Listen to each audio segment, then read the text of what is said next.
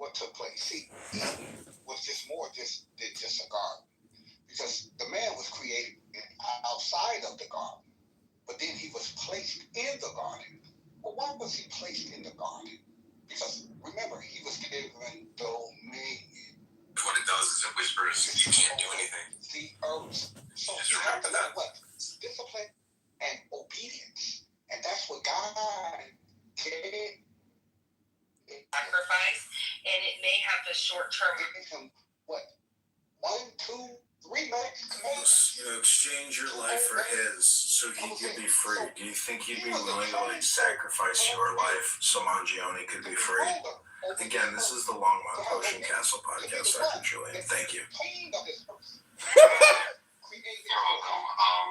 And then he created the woman. I don't really understand that question. Creation that God did, any type of creation, it was the woman. After he created the layers of the argument raise constitutional concerns for the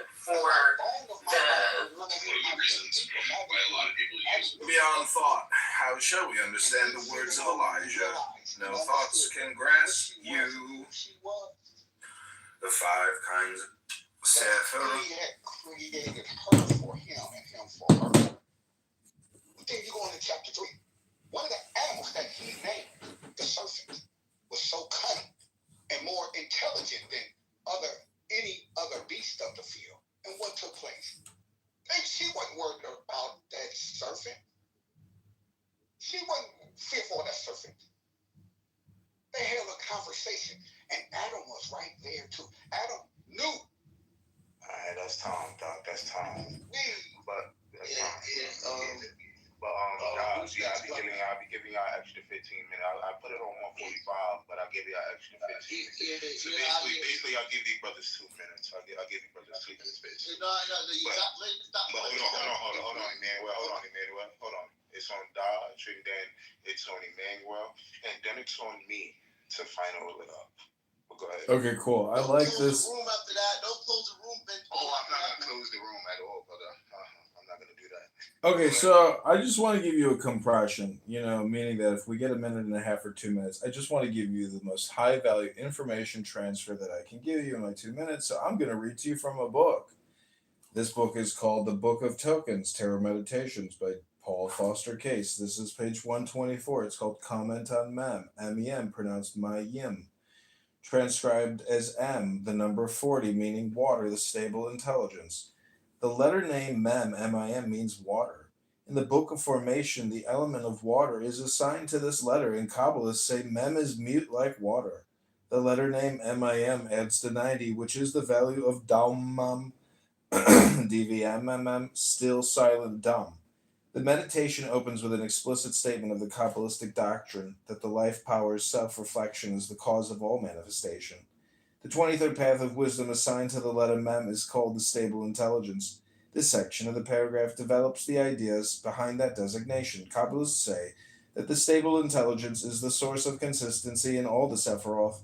The number 90 reveals the operation of Yesod through the 10 lights of emanation, because 90 is 9 by 10. The number 9 is that of Yesod, and 10 here signifies the 10 Sephiroth.